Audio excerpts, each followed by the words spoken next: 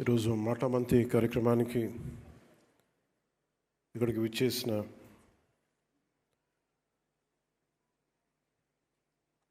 పంచాయతీరాజ్ శాఖ ఉన్నతాధికారి principal secretary Shri Shashibhushan Kumar గారికి, AP state institute of rural develop Panchayati Raj commissioner Shri Vachalaraj గారికి, కమిషనర్ పంచాయతీరాజ్ మరియు గ్రామీణాభివృద్ధి కృష్ణతేజ గారికి, కలెక్టర్ మరియు జిల్లా మెజిస్ట్రేట్ శ్రీమతి తమీమ్ అన్సారియా గారికి, అలాగే director NREGA Shri Shanmukh IAFS గారికి, ఇంజనీరింగ్ చీఫ్ పంచాయతీరాజ్ బాలునాయక్ గారికి, ఇంజనీరింగ్ చీఫ్ గ్రామీణ నీటి సరఫరా శ్రీమతి గాయత్రీదేవి గారికి, director and social audit Srikanth గారికి, ఓఎస్డి వెంకటకృష్ణ గారికి, జిల్లా పరిషత్ సిఇఓలకి, డిపిఓలకి, పీడీ డ్వామాలకి, ఎస్సీ పిఆర్, ఎస్సీ ఆర్డబ్ల్యూఎస్ డిడిఓలకి,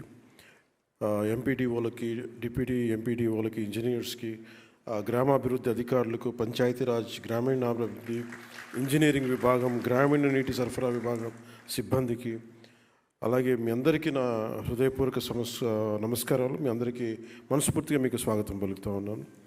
అలాగే మన ప్రోగ్రామ్ని కవర్ చేయడానికి వచ్చిన మీడియా మిత్రులకి, వారికి, national and state print and electronic media మిత్రులందరికీ కూడా అందరి తరపున నేను హృదయపూర్వక మిమ్మల్ని ఆహ్వానిస్తూ నమస్కారాలు తెలియజేసుకుంటా ఉన్నాను. నేను దాదాపు మనకి సంవత్సరం 6 months అబౌవ్ ఉంది మన గవర్నమెంట్ ఫామ్ అయ్యి. నేను ఛార్జ్ తీసుకున్నప్పుడు ఏ శాఖ అనేది తీసుకోవాలనుకున్నప్పుడు పల్లె నిజంగా మన దేశానికి వెన్నెముక. అందుకని అలాంటి పంచాయతీ రాజ్ని నేను ఒక ఆన్ పర్పస్ ఆప్ట్ చేసుకున్నాను.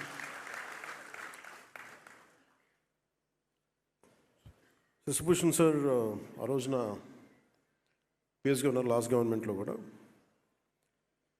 కొన్ని మార్పులు చేర్పులు ఉంటాయి అని అనుకున్నప్పుడు నేను ప్రత్యేకించి శశిభూషణ్ గారిని కోరుకోవడం జరిగింది. మీరు ఉండాలి దీంట్లో, మీ అనుభవం కావాలి, మళ్ళీ మీరు ఇంకా నేను కొంత మీ గైడెన్స్ కావాలి నాకని మనస్ఫూర్తిగా నేను వారిని కోరటం జరిగింది. ఈ రోజున రిఫార్మ్స్ ఇంత సజావుగా సాగాయంటే ఆయన ఒక బీహార్ లాంటి రాష్ట్రం నుంచి వచ్చి ప్రజల కోసం ఏదైనా చెయ్యాలి అని ఒక తపనతో వచ్చిన అధికారి ఆయన ఒకప్పుడు. అదే స్పిరిట్ ఆయన ఇంకా కంటిన్యూ చేయాలి మీరు అని చెప్తే ప్రత్యేకించి ఈ రోజున ఇంత సజావుగా సాగడానికి మన ప్రిన్సిపల్ సెక్రటరీ గారికి మనస్ఫూర్తిగా మనందరం ధన్యవాదాలు తెలియజేయాలి. సో ఛార్జ్ తీసుకున్న తర్వాత నేను అనుకుంది ఇందాక మీరు అన్నట్టుగా పంచాయతీ సర్పంచ్ అయిపోగానే వెంటనే మాట వినరు, మర్చిపోతారని అంటా ఉన్నారు. మీరు దాన్ని బట్టి మీరు కంపేర్ చేస్తే ఒక ఎమ్మెల్యే అయినా ఒక మినిస్టర్ అయినా ఏ స్థాయిలో ఆలోచన ఉంటుందో మీ అందరికీ అర్థం చేసుకోవచ్చు. నాకు భయం వేసింది. ఏం తీసుకుంటే నిర్ణయాలు తీసుకోకపోతే తప్పు అవుద్ది, నిర్ణయం తీసుకుంటే తప్పు అవుద్ది, సరైన నిర్ణయాలు తీసుకోవాలి. సో దీనికి నేను పెట్టుకున్నది ఏంటంటే, ఒక ఫ్రాన్స్లో అనుకుంటే ఎప్పుడు 18th century ఎప్పుడు చాలామంది ఒక అంటే వ్యాపారస్తులు అందరూ కూర్చొని ఏం చేయాలి, వ్యాపారాలు ఎలా చేయాలి, ఎక్స్పోర్ట్ ఇంపోర్ట్ మీద మాట్లాడుకుంటూ ఉంటే ఆ స్థానికంగా ఉన్న అప్పటి ఫ్రెంచ్ ప్రభుత్వంతో ప్రతినిధి మన ఇండస్ట్రియల్ మినిస్టర్ కూడా వచ్చి నేను మీకు ఏం చేయాలి మీకు అన్నాడు. అని అడిగితే వాళ్ళు లాసఫే అనే ఒక పదం వాడారు. దాని అర్థం ఏంటంటే నువ్వేం చేయొద్దు, మమ్మల్ని చెడగొట్టుకుని ఉండే చాలు, నీ పని అసలు మా పని మేము చేసుకుని మమ్మల్ని చెడగొట్టుకుని ఉండే చాలు. సో నేను ఈరోజు చేసింది, నేనేదో మంత్రిగా ప్రమాణ స్వీకారం చేసి డిప్యూటీ సీఎం ప్రమాణ స్వీకారం చేసి నేను నా సొంత తెలివితేటలు నేనేం వాళ్ళ చాలా బలమైన నిబద్ధతతో కూడిన అధికారులు ఉన్నారు. చాలా అసలు రిఫార్మ్స్ కావాలి అని చెప్పి ఆకాంక్షించే వెంకటకృష్ణ గారు లాంటి అధికారులు ఉన్నారు. దీనిని ఆయన అనుభవంతో గైడెన్స్ చేసే ప్రిన్సిపల్ సెక్రటరీ గారు ఉన్నారు, శశిభూషణ్ గారు. దీనిని ప్రాక్టికల్గా కేరళ నుంచి వచ్చి అక్కడ మన పంచాయతీరాజ్ వ్యవస్థ ఎంత బలంగా వీళ్ళు అనుకున్నదో మనకు తెలుసు. ఆ అనుభవం ఇక్కడ మన కృష్ణతేజ గారి ద్వారా, కమిషనర్ గారి ద్వారా రావడం. సో నేను జనరల్గా ఏం చెప్తారంటే, నేను వచ్చినప్పుడు గతంలో ఎలా ఉండేదని అడిగాను, చాలా రివ్యూస్ చేశాను. చేస్తే వాళ్ళు ఏం చెప్పేవాళ్ళు అంటే, ప్రతి దాంట్లో ట్రాన్స్పరెన్సీ లేదని. ఒకటి రాగానే ఇందాక మీరు అడిగినట్టుగా మనకి ఈ టెంపరీగా మనం కూర్చొని అవుట్సోర్సింగ్ ఎంప్లాయీస్ నా దృష్టికి వచ్చింది, మాకు జీతాలు రావట్లేదని. సో ముందు ప్రిన్సిపల్ సెక్రటరీ గారితో మాట్లాడి ఫస్ట్ దాన్ని సార్ట్అవుట్ చేసి, అలాగే మన బాలు నాయక్ గారితో కూర్చోబెట్టి మన ఇంజనీరింగ్ సిబ్బందితో ఇట్లాంటివన్నీ చిన్న చిన్న కరెక్షన్స్ చేసుకుంటే కానీ లాట్ ఆఫ్ రివ్యూస్ చేసుకుంటే వెళ్ళాం. సో మేజర్గా అంటే మా ఉద్దేశం, దీని ముఖ్య ఉద్దేశం ఏంటి అంటే, ఒకటి నేను ప్రభుత్వ అధికారులు మన ఉద్యోగ గురించి నేను ఎందుకు ఆలోచించగలిగినంత బలంగా అంటే, నా తండ్రి ఒక ప్రభుత్వ ఉద్యోగి. అంటే నా కృతజ్ఞత ఏముంటుందంటే, మేము చదువుకున్నా, మేము పెరిగినా నా తండ్రి ఆదాయం మీద మేము పెరిగాం. సో మాకు ఒక పే బ్యాక్ లాగా ఉంటుంది తిరిగి ఇవ్వడం. సో నేను ఎలా ఇవ్వగలను తిరిగి? ఒకటి మనం సమాజానికి చేసేది, ప్రజలకు చేసేదితో పాటు ఈ ఆంధ్రప్రదేశ్ రాష్ట్ర ప్రభుత్వ ఉద్యోగులకి నాకు సంబంధించిన శాఖ వరకు నేను ఏదైనా చేయగలను అనేది ఇప్పుడు ఒకటి ఉండేది. సో దాంట్లో వెంకటకృష్ణ గారితో మాట్లాడినా, మన కృష్ణతేజ గారితో మాట్లాడినా చాలా సందర్భాల్లో ఏమున్నాయి మేజర్గా అంటే, చాలాసార్లు ఉద్యోగులు నా దగ్గరికి రావటం ఇవన్నీ చూసి నేను ఏం చేయగలం మనకి అంటే, చాలా రిఫార్మ్స్ బాకీ ఉండిపోయినాయి అన్నారు. సో దీన్ని శశిభూషణ్ గారి దృష్టికి తీసుకెళ్ళి చాలాసార్లు దాని మీద మాట్లాడి ఫైనల్గా మేమేమనుకున్నామంటే, ఇంపాక్ట్ఫుల్గా పనిచేయాలి. అంటే నేను ఏ మనిషి అయినా సరే, సగటు మనిషి ఏం కోరుకుంటాడంటే, ఎక్కడో ఉన్న స్థాయి నుంచి నేనేదో ఒక మెట్టి ఎదగాలనుకున్నాను. ఎక్కడేసిన గొంగలు అక్కడేలా, ఎట్లా అయితే నేను ప్రారంభించానో అక్కడే 20 సంవత్సరాలు నా బిడ్డ పుట్టినప్పుడు నాకు అదే ఉండి, నా బిడ్డ పెళ్ళవుతున్నా కానీ నేను అక్కడే ఉండిపోయాను అనే మాట, ఇవన్నీ మనం తరచుగా వింటూ ఉంటాం. ఇది ఎందుకు ప్రమోషన్ అనేది ఎందుకు ఇంత బలంగా నేను పట్టుకుని కూర్చున్నానంటే, మనం ప్రజలకి మాట ఇచ్చాం. ఇది ఒక పొలిటికల్ స్పీచ్గా నేను చెప్పట్లేదు, కానీ ఒక successive governments continuity of governance, అలాగే ప్రీవియస్ గవర్నమెంట్లో రోడ్స్ కానీ ఇన్ఫ్రాస్ట్రక్చర్ కానీ డెవలప్ చేయలేదు. మేజర్గా నేను విన్నది ఏంటంటే, ప్రతి పదవికి ట్రాన్స్ఫర్కి ఒక రేట్ కార్డు ఉందని నేను వినేవాళ్ళం. నాకు చాలా ఆశ్చర్యంగా ఉండేది. కష్టపడి చదువుకొని ఉద్యోగాలు వచ్చిన తర్వాత ఒక ఊరి నుంచి ఒక ఊరికి ట్రాన్స్ఫర్ అవ్వాలంటే రేట్ కార్డు ఉంటుంది. అంటే ఈ ప్రమోషన్ కావాలంటే ఒక రేట్ కార్డు ఉంటుంది. అసలు ఇది పోవాలని మనస్ఫూర్తి కోరుకున్నాను. సో నేను with the guidance of Shashibhushan sir, మా ఓఎస్డి వెంకటకృష్ణ గారితో, కృష్ణతేజ గారితో కూర్చొని నాకు ఎంత ట్రాన్స్పరెంట్గా మనం ఇవ్వగలం. ₹1 పంచాయతీ ఖర్చు పెడితే రోడ్లు పడాలి. రోడ్లు వేసిన కాంట్రాక్టర్లకి అంటే వెంటనే మీరు డబ్బులు ఇవ్వకపోయినా కనీసం వాళ్ళ సకాలంలో వాళ్ళ డబ్బులు, వాళ్ళు కాంట్రాక్ట్ చేసిన పెట్టిన పెట్టుబడి డబ్బులు ఇచ్చేయాలి. అలాగే పిఆర్ ఉద్యోగులు కానీ, రూరల్ వాటర్ సప్లై కావచ్చు, మన రోడ్లు వేసే శాఖ కావచ్చు, ఎవరికైనా సరే దాదాపు మన పిఆర్లో అవుట్సోర్సింగ్ దగ్గర నుంచి రెగ్యులర్ ఎంప్లాయీస్ అందరితో కలిపి దాదాపు 1,70,000 మంది, దాదాపు అన్నీ చూస్తే గ్రామీణాభివృద్ధి విభాగం ఇవి అన్ని లెక్కలు తీసుకుని దాదాపు 2 lakh ఎంప్లాయీస్ ఉంటారు మన దగ్గర అవుట్సోర్సింగ్తో కలుపుకొని. సో దీంట్లో ఎగ్జామ్స్ రాసి వచ్చి వీళ్ళందరికీ మనం పదోన్నతి ఎలా ఇవ్వాలి, ట్రాన్స్ఫర్స్ ఎలా ఇవ్వాలి అని కూర్చున్నప్పుడు పాపం దీనికి వెన్నెముకలాగా పనిచేసింది వెంకటకృష్ణ గారు. అంటే మన అదృష్టం, ఇంకా ఈ భారతదేశం ఇంకా వ్యవస్థ అంటే మనకున్న ఈ పొలిటికల్ ఇన్వాల్వ్మెంట్కి వీటికి ఇంకా వ్యవస్థలు బలంగా ఉన్నాయంటే వెంకటకృష్ణ గారు లాంటి అధికారులు ఇంకా ఉండటం వల్ల. వాళ్ళు ఏం కోరుకోరు వాళ్ళు. నేను పాపం ఆయన వచ్చినప్పటి నుంచి ఆయన తపన ఏంటంటే, సార్ రిఫార్మ్స్ రావాలండి, ఏదైనా చేయాలి, మీ టైంలో రావాలి, ఇదే చెయ్యాలి, పాప తెగబడేవాడు. సరే నేను రెగ్యులర్గా నేను రోడ్ల మీద తిరుగుతాను, జనంతో పెటిషన్స్ తీసుకుంటాను, అది అందరిని కలుస్తాను. కాబట్టి దీనికి మేమందరం కలిసి, ఇది ఒక్కళ్ళు చేసింది కాదు, నేను అనుకుంటే సరిపోదు.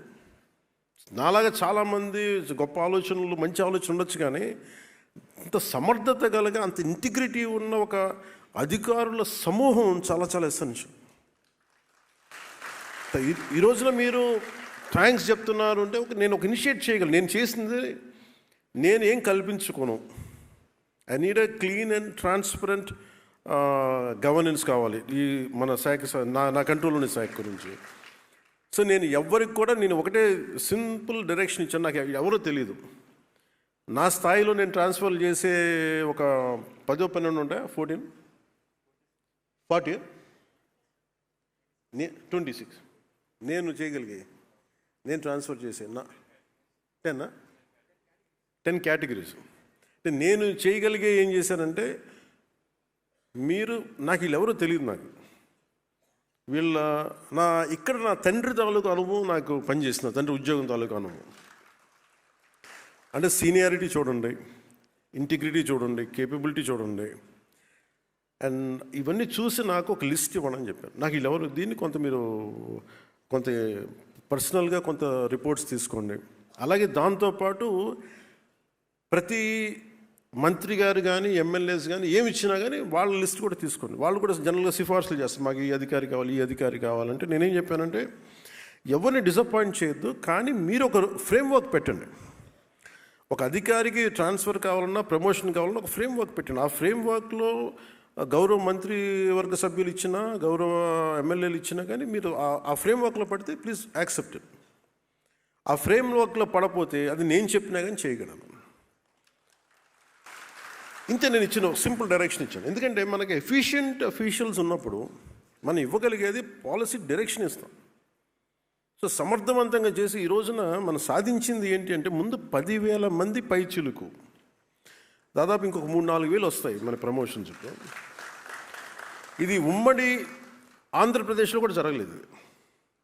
ఈరోజుకి నాకు మన తెలంగాణలో జరిగిందో లేదు కూడా నాకు ఇంకా తెలియదు. ఐ థింక్ ఇది ఇంకా ఇలాంటి రిఫార్మ్స్ ఇంకా అక్కడ ఇంత పదోన్నతులు ఇంకా అక్కడ జరిగినట్లేదు. అంటే ఇది ఒక ప్రెసిడెంట్ అయింది మన ఆంధ్రప్రదేశ్కి.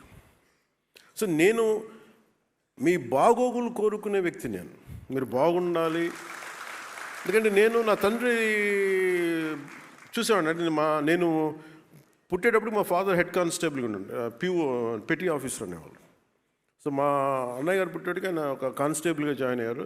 సో నాకు పెటీ ఆఫీసర్గా నుంచి మా నాన్న ప్రతి ప్రమోషన్కి ఎప్పుడు వస్తుంది, ఎస్ఐ ఎప్పుడు అవుతారు, ఎగ్జామ్స్ రాసేవాళ్ళు ఆయన, తర్వాత ప్రిన్సిపల్ ఎస్ఐ ఎప్పుడు అవుతారు, ఇంకొక 3-4 సంవత్సరాల్లో మనం సిఐ అవ్వచ్చు. ఈ మాటలు వింటూ ఉండేవాడిని చిన్నప్పుడు. నేను అసిస్టెంట్ ఎక్సైజ్ సూపరింటెండెంట్గా వస్తే మనం ఎక్సైజ్ సూపరింటెండెంట్గా అవ్వచ్చు. ఇవన్నీ అంటే ప్రతి చిన్న ప్రమోషన్ ఇంట్లో ఒక పండగ వాతావరణం. అలాగే ఇందాక మేడం మీరు మాట్లాడుతూ ఇంకా రాదులే అని కూర్చున్నప్పటికీ కుర్చీ ఉండి ఏమంటే ప్రమోషన్ ఇచ్చిన తర్వాత దానికి తగ్గ కుర్చీ లేకపోవడం, ఒక టేబుల్ లేకపోవడం కూడా బాధగా అనిపిస్తుంది. సో ఇవన్నీ కూడా మేము ఈ 10,000 చేయగలిగామంటే దీని వెనక ముఖ్య ఉద్దేశం, మేము ఎంత మనస్ఫూర్తిగా ట్రాన్స్పరెంట్గా మేము నిలబడ్డాము. ఈ వేదిక పైన ఉన్న ఆశీనులైన అందరూ అధికారులు, శశిభూషణ్ గారితో దగ్గర నుంచి, మీరు ఇదే స్ఫూర్తితోటి గ్రామాల్లో అదే మీరు తీసుకెళ్ళాలని మేము కోరుకుంటున్నాం. మేము ఇన్ రిటర్న్ మేము ఏం కోరుకుంటాం అంటే, ఇప్పుడు అలాగే మీరు కొంత జీతాలు కొంచెం సరిపోవట్లేదు ఇవన్నీ అంటే, ఫస్ట్ మన సంపదని ఉత్పత్తి చేసిన తర్వాతే, సంపదని పెంచిన తర్వాత మనం ఏదైనా అడగలం. ప్రతి ఒక్కరు ఇప్పుడు ఏం చేశారు, కొన్నిసార్లు ఆర్థిక పరిస్థితి కూడా ఎట్లా అయిపోయిందంటే, మనం పని చేయకుండా, ఏ అభివృద్ధి చూపించకుండా, ఇన్ఫ్రాస్ట్రక్చర్ డెవలప్ చేయకుండా, ఇన్ఫ్రాస్ట్రక్చర్కి అసలు డబ్బులు పెట్టకుండా ఎలాగ మనకి సంపద పెరుగుద్ది. అలాగే మీరు చెప్పినట్టు కొంత పొలిటికల్ వ్యవస్థ కొంత మారాలి, అకౌంటబుల్ వ్యవస్థ ఉండాలి. సో వీటన్నిటి మీద కూర్చొని చాలా చాలా ఎక్సర్సైజ్ చేసిన తర్వాత ఇవన్నీ జరిగినాయి. సో నా కోరిక, నా విజ్ఞాపన, నా విన్నపం, మేము ఏదైతే సదుద్దేశంతో చేసామో దాన్ని మీరు ప్రజలకి చేరువయ్యేలాగా మీరు ఆ సేవలు అందించేలా చేయమని మనస్ఫూర్తిగా కోరుకున్నాం. పంచాయతీరాజ్ వ్యవస్థని బలోపేతం చేయడంలో మీ పాత్ర చాలా చాలా కీలకం. కూటమి ప్రభుత్వం వచ్చిన వెంటనే గతానికి భిన్నంగా ఎలాంటి సిఫార్సులు లేకుండా మేము చేయగలిగాం. అది అలాగే గౌరవ ప్రధానమంత్రి శ్రీ నరేంద్ర మోదీ గారి నాయకత్వంలో వారు అందిస్తున్న నిరంతర సహకారంతో గౌరవ ముఖ్యమంత్రి శ్రీ నారా చంద్రబాబు నాయుడు గారి నాయకత్వంలో ఒకవైపు పల్లెలు అభివృద్ధిని ముందుకు తీసుకెళ్తా ఉన్నాం. చాలా చాలా సంస్కరణలు తీసుకొస్తా ఉన్నాం. అలాగే ఈ సంస్కరణలు రాష్ట్రం ఇంతకుముందు ఎప్పుడు లేని విధంగా ఏడాది కాలంలోనే దాదాపు మీరు ఇందాక చెప్పిన 10,000 మందికి ఇవ్వడం. సంస్కరణల ద్వారా పదోన్నతులు ఎలా వచ్చినాయి మీ దృష్టికి తీసుకురావడానికి, గతంలో పంచాయతీరాజ్ గ్రామీణాభివృద్ధి శాఖలో పదోన్నతుల వ్యవహారంలో చాలా చాలా సమస్యలు ఉండేవి. వీడిఓలుగా నియమితులైన వారు అదే పోస్టులు పదవీ విరమణ పొందిన సందర్భాలు ఉన్నాయి. గ్రూప్ 1 ద్వారా ఎంపీడీఓగా నియమితులైన వారు 22 ఏళ్ల పాటు దాదాపు 2 దశాబ్దాల పైచిలకు వాళ్ళకి ప్రమోషనే ఉండేది కాదు, పదోన్నతి ఉండేది కాదు. దీంతో పని పట్ల కొంత ఒక కంప్లసెంట్ యాటిట్యూడ్, ఒక నిరాసక్తత, ఒక నిర్లిప్తత వచ్చేది. దీన్ని పోగొట్టేందుకు చట్టబద్ధంగా అవకాశం ఉన్నంత వరకు సంస్కరణలు తీసుకొచ్చాం. గ్రూప్ 1 ద్వారా ఎంపీడీఓ స్థానంలో నేరుగా డీడీఓలుగా ఎంపికయ్యే ఈ వెసులుబాటుని కల్పించాం. తొలిసారిగా జెడ్పీ సిఇఓ స్థాయిలో ప్రమోషనల్ వ్యవహారంలో ఉమ్మడి రాష్ట్రంలో కూడా ఇందాక చెప్పినట్టు అమలు చేయని నిర్ణయాలని మనం కూటమి ప్రభుత్వం నారా చంద్రబాబు నాయుడు గారి నాయకత్వంలో ఇది అమలు చేస్తూ ఉంది. గతంలో జిల్లా పరిషత్ సిఇఓ స్థాయిలో ప్రమోషన్లు చాలా తక్కువగా ఉండే. ఇప్పుడు ఆ స్థాయిలో తొలిసారిగా 70 మందికి మనం ప్రమోషన్స్ ఇవ్వబోతాం. అలాగే ఇంజనీరింగ్ విభాగంలో ఐఎన్సీ స్థాయి అధికారిగా ఉండి డిప్యూటీ ఇంజనీర్, ఎగ్జిక్యూటివ్ ఇంజనీర్ పోస్టులో ఉన్న అధికారులే బాధ్యత నిర్వర్తించేవారు. మన ప్రభుత్వం వచ్చాక ఐఎన్సీ స్థాయికి కూడా రెగ్యులర్ ప్రమోషన్స్ ఇస్తూ పదోన్నతులు కల్పిస్తున్నాం.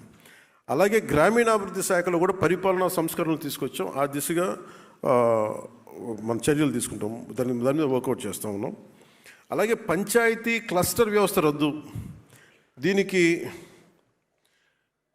పంచాయతీ అధికారులు పంచాయతీలకు బదిలీ చేసే ప్రక్రియలో భాగంగా గతంలో ఉన్న క్లస్టర్ వ్యవస్థని రద్దు చేశాం. 13,300 గ్రామ పంచాయతీని స్వతంత్ర పాలన యూనిట్లుగా మార్చాం. జనాభా ప్రాతిపాదికన 4 గ్రేడ్లుగా విభజించాం. క్లస్టర్ వ్యవస్థలో 3-4 పంచాయతీలకి ఒక గ్రామ కార్యదర్శి విధులు నిర్వహించేవారు.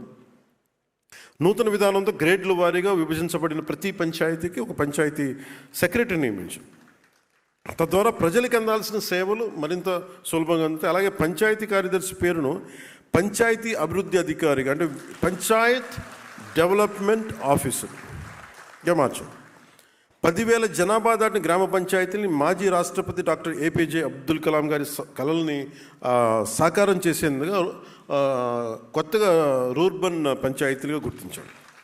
డిప్యూటీ ఎంపీడీఓ స్థాయి గెజిటెడ్ అధికారి నియమించి మున్సిపాలిటీతోటి సమానంగా అభివృద్ధి చర్యలు చేపట్టేలా తీసుకుంటున్నాం.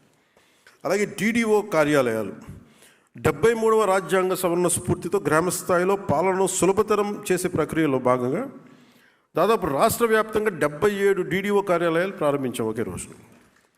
గతంలో ఎంపీడీఓ కార్యాలయాల్లో ఒక మూలను కూర్చొని విధులు నిర్వహించుకునే పరిస్థితి నుంచి పూర్తి స్థాయి సిబ్బందితో ప్రత్యేక కార్యాలయాలు ఏర్పాటు చేసాం. అవి మన గవర్నమెంట్ సొంత కార్యాలయాలు.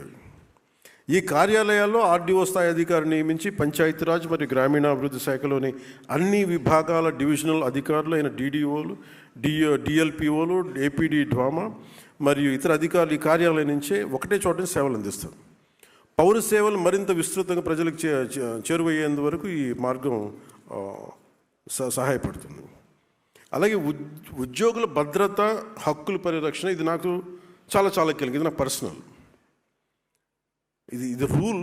కానీ దీన్ని మనకి ఒక చిన్నపాటి ఉద్యోగికి ఇబ్బంది వస్తే మాకెందుకులే అని చెప్పి వదిలేస్తాను. నేను వచ్చినప్పుడు వెరీ క్లియర్ కట్ ఇన్స్ట్రక్షన్ ఏమి ఇచ్చానంటే మన ఉన్నతాధికారులకి కానీ అందరికీ కూడా, ముఖ్యంగా మహిళలకి ఇబ్బంది లేకుండా చూడండి. ఎలాంటి వేధింపులు ఉన్నా కానీ చాలా బలమైన చర్యలు తీసుకోండి.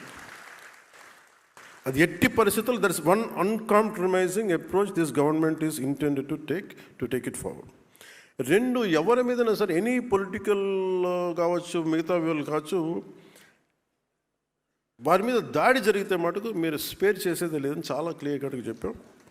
ఉద్యోగుల భద్రత, వారి హక్కుల పరిరక్షణ బాధ్యతని భుజస్కంధాలపైకి మేము చాలా బలంగా ఎత్తుకున్నాం. ఉదాహరణకి ఉమ్మడి కడప జిల్లా గాలివీడు ఎంపీడీఓ శ్రీ ఆల్ఫ్రెడ్ జవహర్ బాబు గారి మీద ఒక పార్టీ నాయకులు దాడి చేసాం, స్వయంగా వెళ్ళి నేనే అండగా నిలిచాం. ఇది ఎందుకు చేశామంటే, ఇది మా మినిస్ట్రీ కింద ఉన్నప్పుడు, సంబంధిత శాఖ మంత్రిగా ఉన్నప్పుడు మా పర్యవేక్షణలో ఉన్న అధికారి మీద మీరు పల్లెత్తు ఒక మాట అన్నా కానీ we will take it very seriously, we will not gone spare anybody. అలాగే నిర్వహణలో ఉన్న ఉద్యోగులకు ఎలాంటి ఇబ్బందులు వచ్చినా తోడుగా ఉంటామని ఈ సందర్భంగా మరోమారు మీ అందరికీ మాటిస్తున్నాను. అలాగే దీంతోపాటు పంచాయతీరాజ్ మరియు గ్రామీణాభివృద్ధి శాఖలో తొలిసారి అంతర్గత బదిలీలను అత్యంత పారదర్శకతో నిష్పక్షపాతంగా పూర్తి చేసాం. ఒక రాడికల్ ట్రాన్స్పరెన్సీ ఎందాకంది ట్రాన్స్ఫర్మేషన్. అలాగే ఉద్యోగుల శిక్షణలో ఇది మన నెంబర్ 1 స్థానానికి మనం చేరగలం. సో ఉద్యోగులకు ప్రమోషన్ ఇవ్వడమే కాదు, వారికి శక్తి సామర్థ్యాలు, కెపాసిటీ బిల్డింగ్ పెంచాల్సిన అవసరం ఉందని నా చెవుల్లో ఒక ఇల్లు కట్టుకొని మరి ఓఎస్డి గారు, మన వెంకటకృష్ణ గారు చెప్పారు. సో కెపాసిటీ బిల్డింగ్ చేయాలి కంట్రీ. అసలు ఆయనకి ఒక ఎంత ప్యాషన్ ఏంటంటే ఒక పంచాయతీరాజ్ వ్యవస్థని ఇంత బలోపేతం చేయాలని. I'm fortunate to have Venkatakrishna గారు లాంటి ఓఎస్డి. ఆ కెపాసిటీ బిల్డింగ్ ఆయన పడ్డ తపన. అలాగే జిల్లా స్థాయి అధికారులతో 500 మందికి ఐఐఎం విశాఖ లాంటి ప్రతిష్టాత్మక ఇన్స్టిట్యూషన్స్లో శిక్షణ ఇచ్చాం. అలాగే భవిష్యత్తులో ఇలాంటి కార్యక్రమాలను కొనసాగిస్తూ సిబ్బందికి మెరుగైన సేవలు అందించే విధంగా చర్యలు తీసుకుంటా ఉన్నాం.